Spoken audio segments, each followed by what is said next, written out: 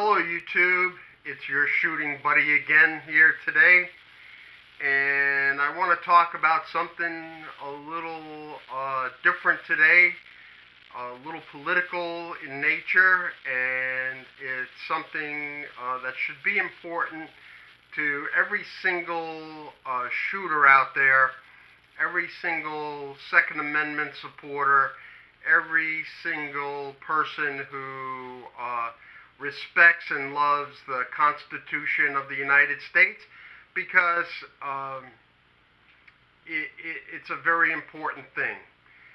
And what I'm going to be talking about in a little bit of a roundabout way is the Hearing Protection Act. Now, it's pretty obscure. This is a channel for beginners, so I'm not going to really get into all the details of this proposed law, but you have to understand this. The hearing protection law is designed to take suppressors, silencers, things like that out of the purview of the NFA. And people would say, well, why would you want to have silencers made more readily available? Well, as the name implies, it's because we have we need to be able to protect our hearing. And even with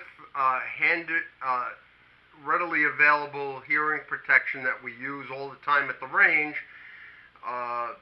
even double protection, which a lot of people do, earplugs, and then they put on a set of muffs, you're still, decibel level wise, you're right at the edge of what causes permanent hearing damage. So there is a real need for hearing protection. The suppressor cuts down a lot of that noise. There's actually three noises, right, when you fire a gun. The first is the mechanical noise of the lockwork moving.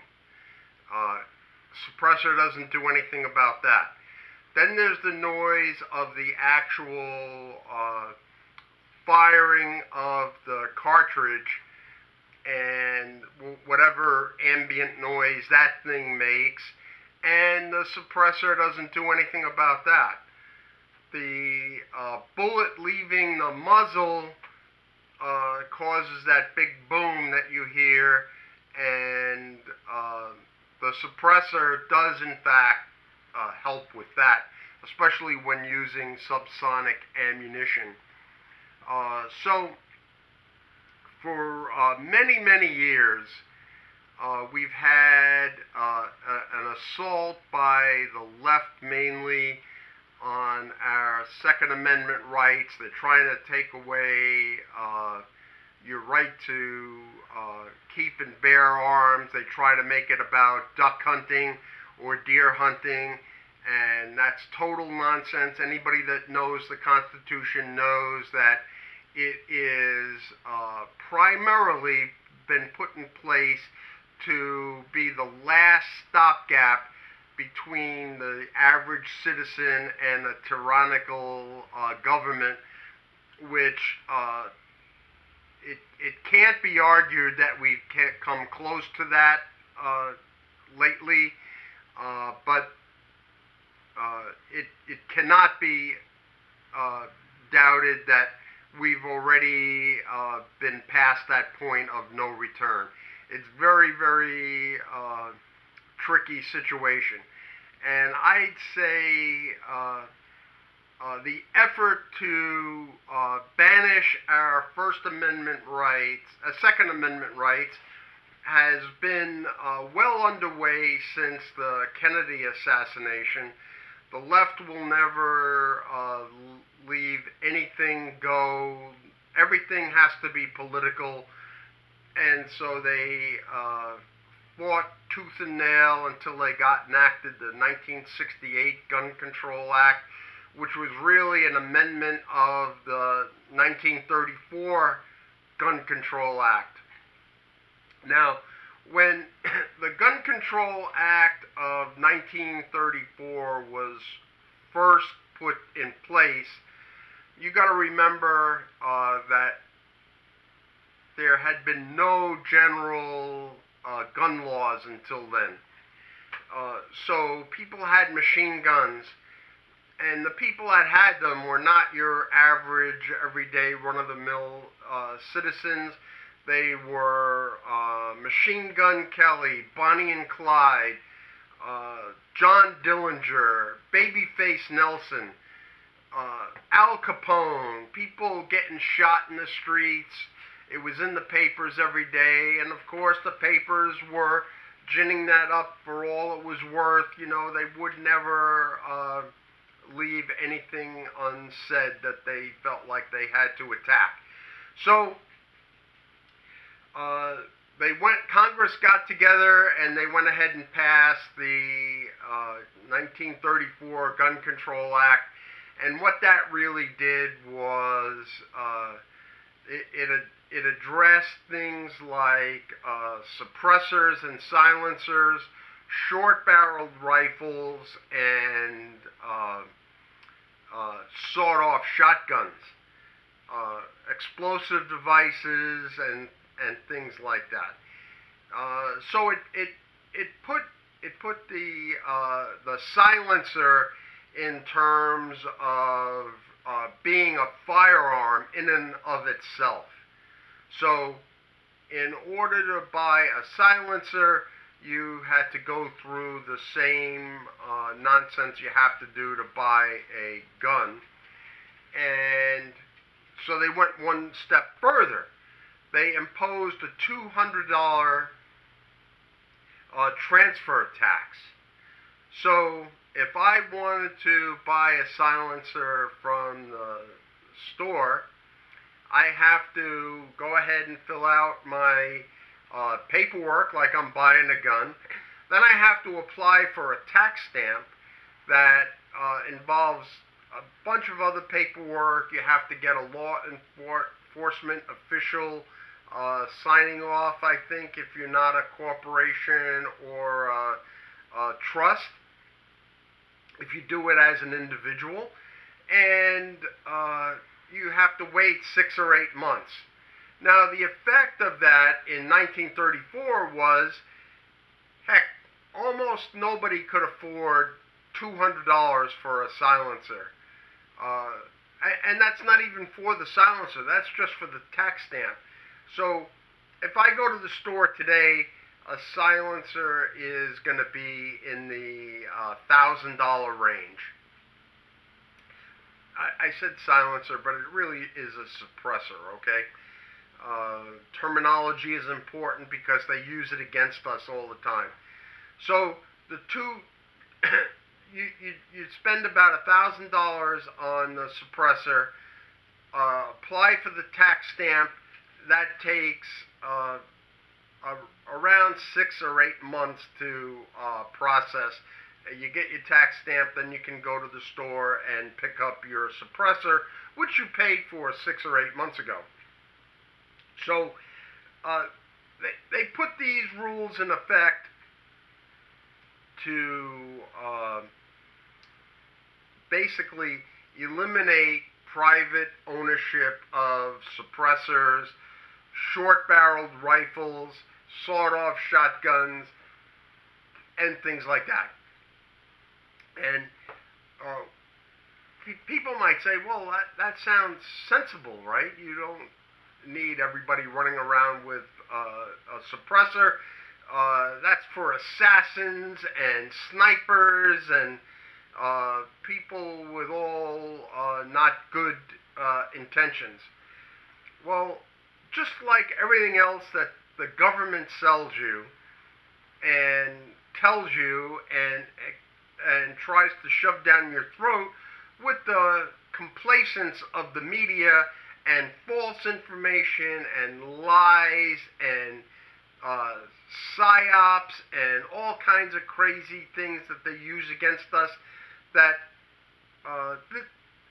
this right now is the very beginning of, well, it's about the 10th or 11th of March in 2017. Trump is in office less than 2 months, and so there's all kinds of things going on right now.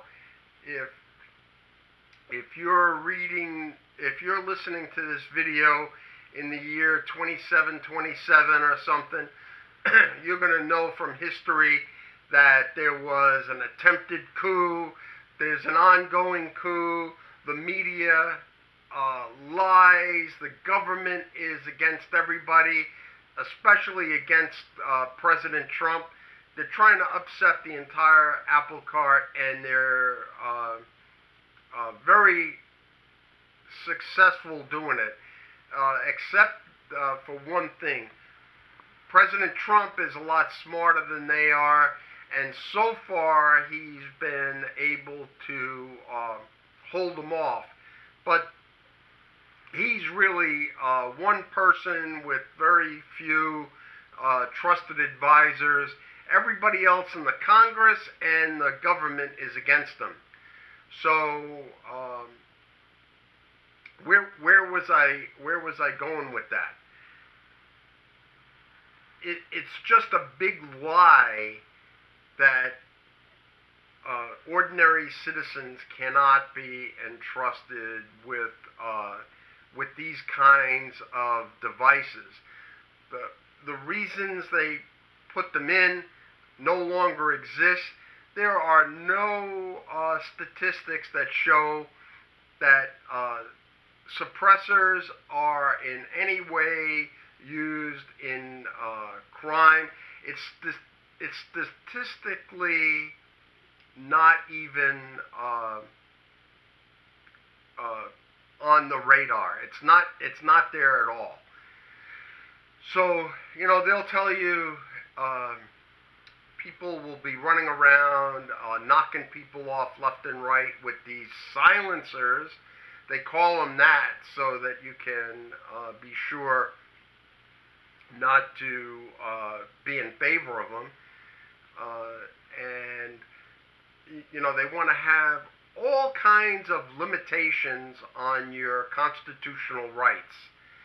And yet there'll be things that are not in the Constitution that they hold sacrosanct, that cannot be restricted or reduced in any way. Let's say abortion, right? We had the Roe v. Wade decision by the Supreme Court, and everybody that is familiar with Supreme Court decisions, even civilians like me, who I am not a lawyer, I don't know anything, realize that they just made this up. They made it up out of a right to privacy. Are you kidding me? A right to privacy. And that leads to the elimination of almost an entire generation. And remember, Planned Parenthood was set up as a eugenics system against black people. They wanted to reduce the numbers of black people and people of color, and you know, that's really the history of the Democratic Party. You know, they'll make you think that they're in favor of people's rights, but really what they are is they're always fighting against you. So, anyway, back to the suppressors. So there's no reason why someone shouldn't have a suppressor if they want it and they can afford it. And one thing for sure is if the Hearing Protection Act got passed, we would have, first the prices would go through the roof because everybody would want one right away, and there's just limited capacity for manufacturing these things because, not too many people can get them or want to go through the trouble that it takes to get them. Let's call it that. And so the prices will go way up. But then a suppressor is a relatively easy thing to manufacture. So I would envision all kinds of small companies getting together and start making suppressors. And once that all got online, the prices will start to come down. And it would be more affordable to just about anybody that wanted one, which would probably be just about anybody that shoots. So, and the political issue that we have right now is that there's so many things up in the air politically. We have the travel ban, the tax cuts, repeal and replace Obamacare, immigration, build the wall, increase jobs, America first, rebuild the military, rebuild our infrastructure. So we have all these things going on, and then we have, for a little niche group of people like me, the Hearing Protection Act. So is Congress going to finally act on this thing? It's been introduced before, but it's never gone anywhere. But now we have a great confluence of events. We have a Republican Congress, both houses. We have a Republican president. We have the ability to have finally a solidly conservative Supreme Court again. And if we can get the law passed, really what they should do is eliminate these gun control acts. They don't really do anything. Criminals do not follow the law. If you look it up in the dictionary, before Google took over the definition of words, criminal meant somebody that breaks the law. And if you break this law, you're going to break that law. It just makes sense, right? So don't fall into the idea that we need these laws.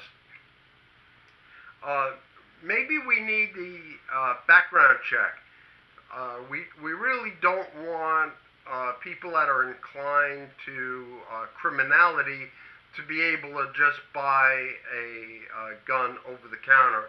Although that's really what they do. They just don't buy it at a gun shop.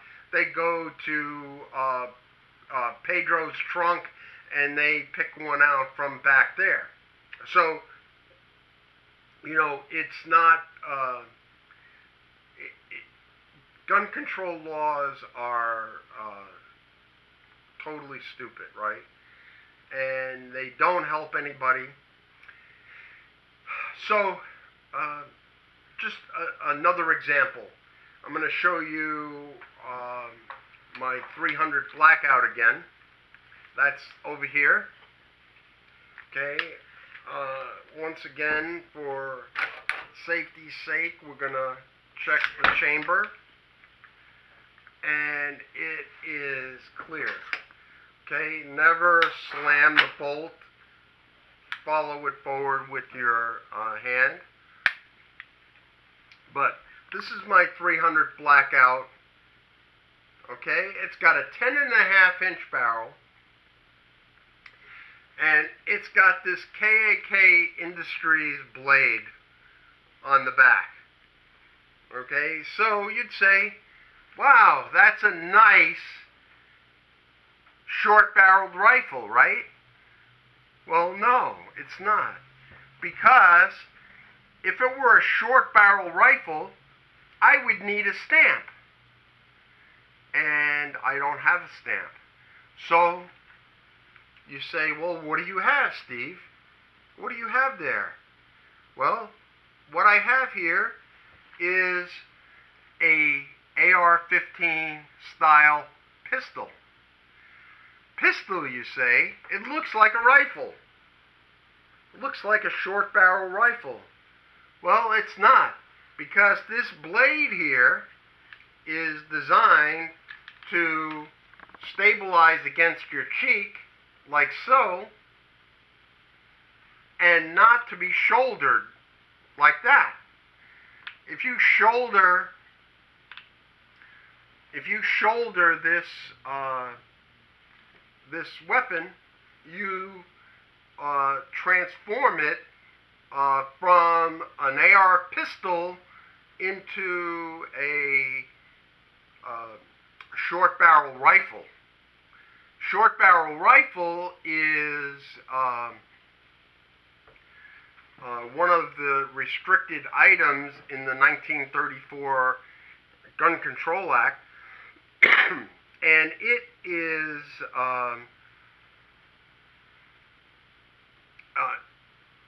it's taxed, and you have to go through all the same paperwork that you have to go through in order to get a suppressor. Now, this blade was designed to stabilize the gun on your cheek while you're shooting. I said that before.